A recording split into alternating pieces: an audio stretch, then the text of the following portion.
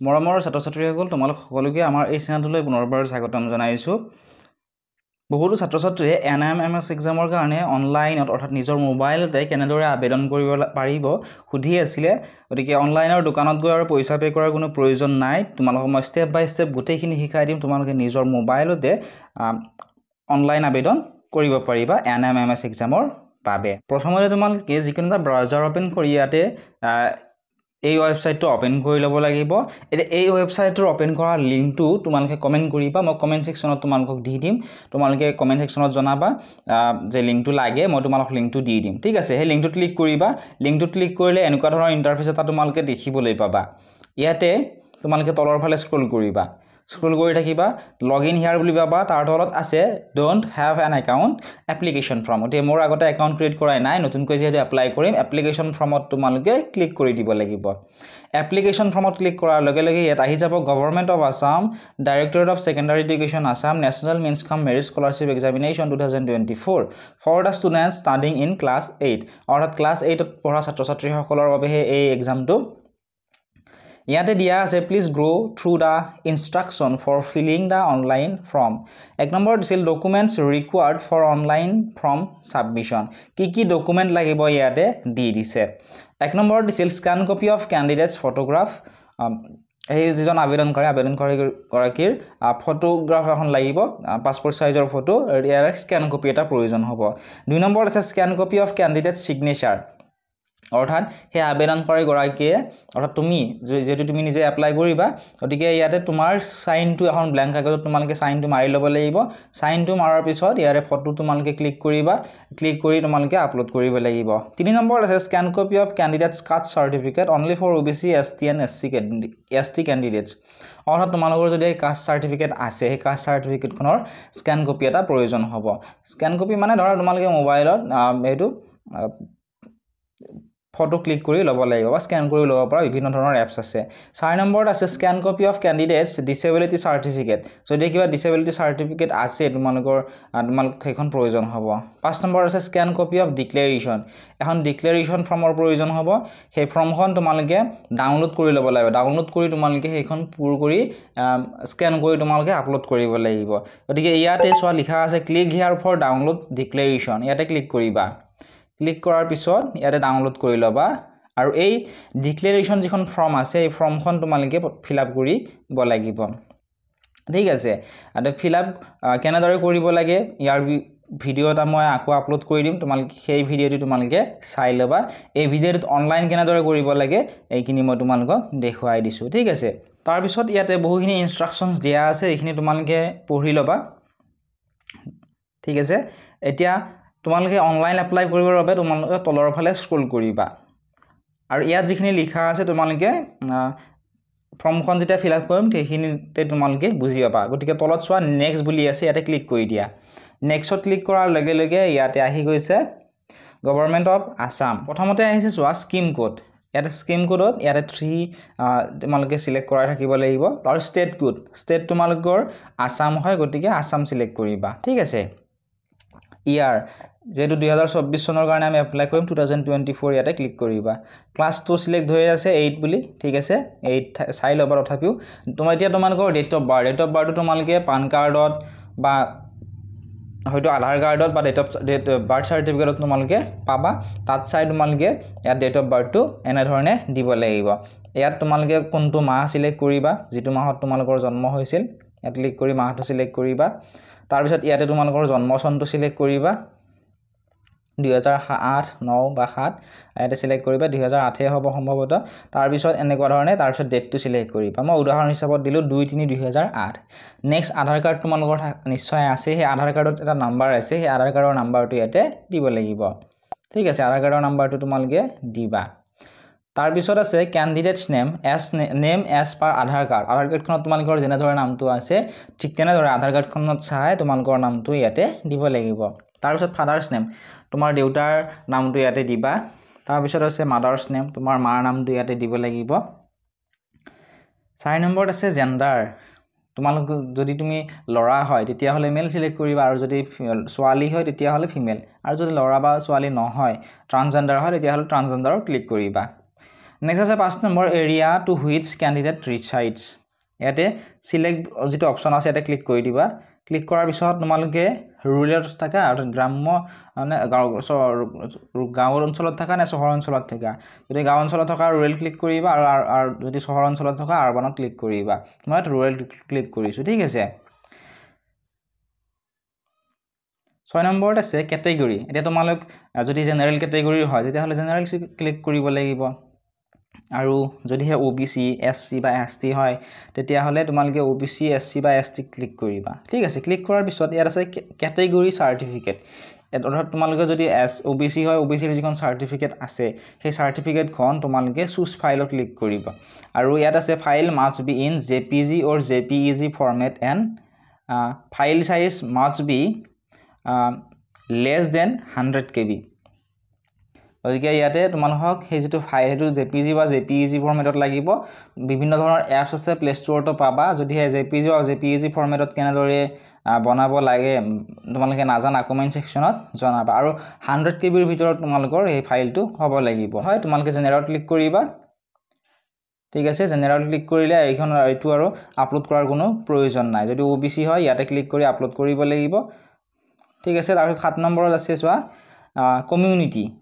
এতিয়া চোৱা তোমালোক হিন্দু হলে হিন্দুত ক্লিক কৰিবা যদি মুছলমান হয় মুছলমানত ক্লিক কৰিবা খ্ৰীষ্টিয়ান শিখ বুদ্ধিষ্ট জৈন ইয়াতে ক্লিক কৰিবা ঠিক আছে মই হিন্দু ক্লিক কৰি দিলো নেক্সট আছে ডিসেবিলিটি ষ্টেটাস তোমালোকৰ যদি কিবা ডিসেবিলিটি প্ৰবলেম আছে ইয়াতে তোমালোকে যেনে ধৰা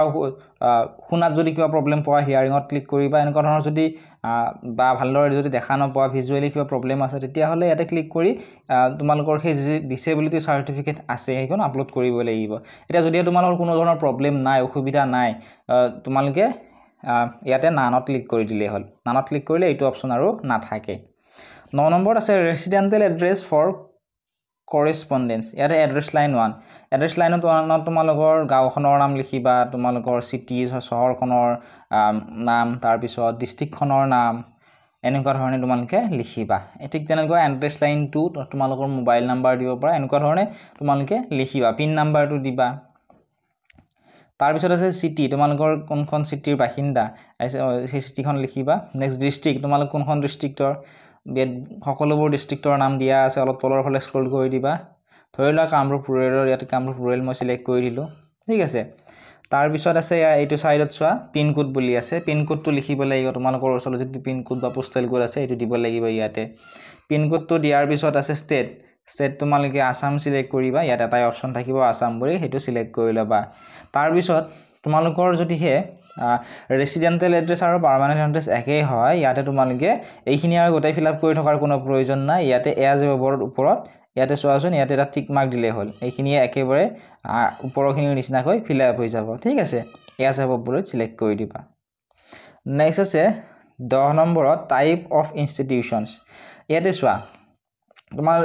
তোমালোক যদি গভৰ্ণমেণ্ট স্কুলত পঢ়া বা প্ৰফেশনালাইজ লোকেল বডি স্কুলত পঢ়া তোমালোকে ইয়াতে ক্লিক কৰিবা আৰু যদি হে জেএনভি কেভি বা প্ৰাইভেট স্কুলত যদি তোমালোকে পঢ়া ইয়াতে ক্লিক কৰিবা মনত ৰাখিবা যদি হে তোমালোকে প্ৰাইভেট স্কুলত পঢ়া তেনে হলে এই পৰীক্ষাটো দিব কিন্তু পাৰিবা যদি তোমালোকে পৰীক্ষা দিব পাৰিবা ইয়াৰ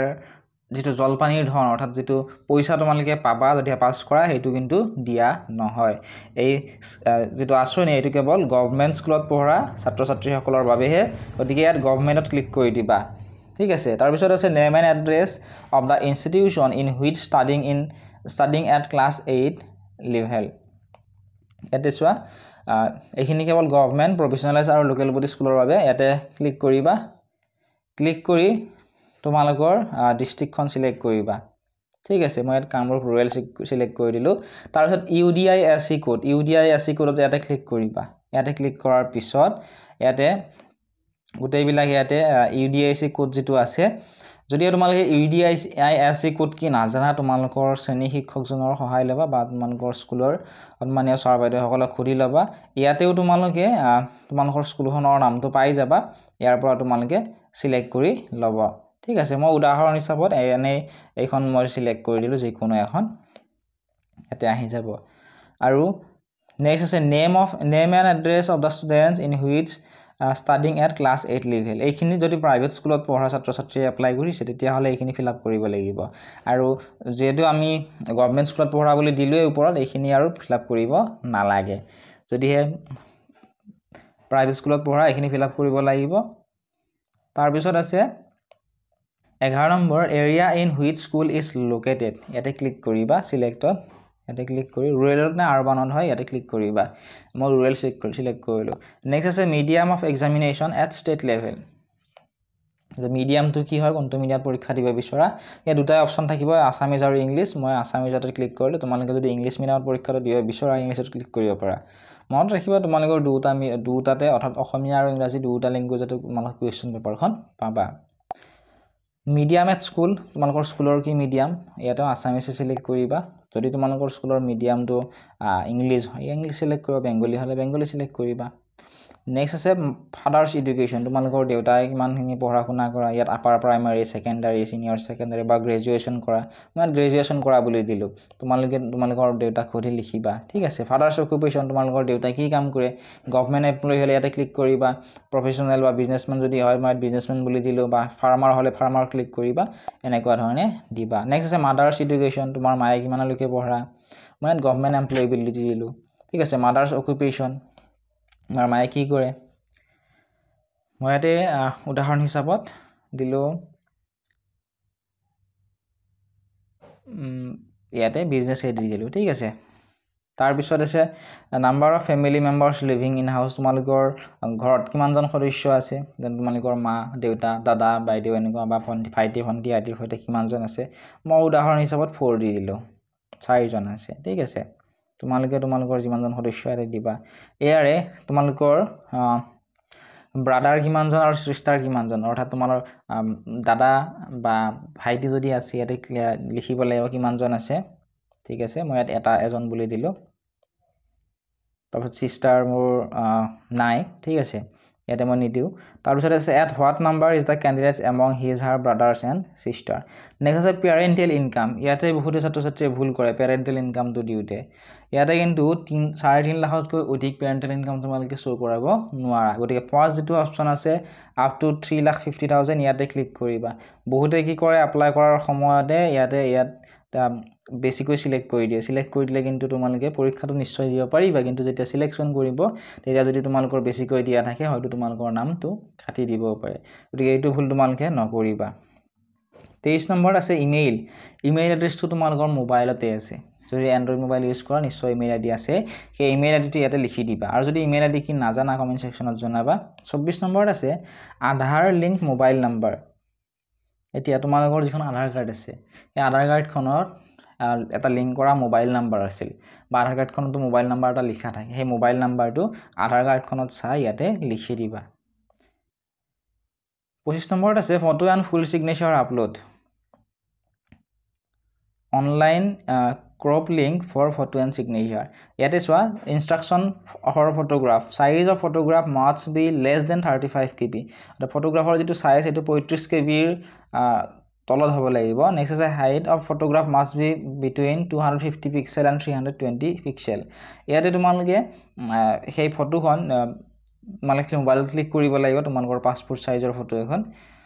ক্লিক কৰাৰ পিছত তোমালোকে ইয়াতে ক্লিক হিয়াৰ ক্লিক কৰিবা ক্লিক হিয়াৰ ক্লিক কৰাৰ পিছত ইয়াতে মোবাইল পিকাৰ বা ইয়াতে ক্লিক কৰি দিবা ক্লিক কৰি দিয়াৰ পিছত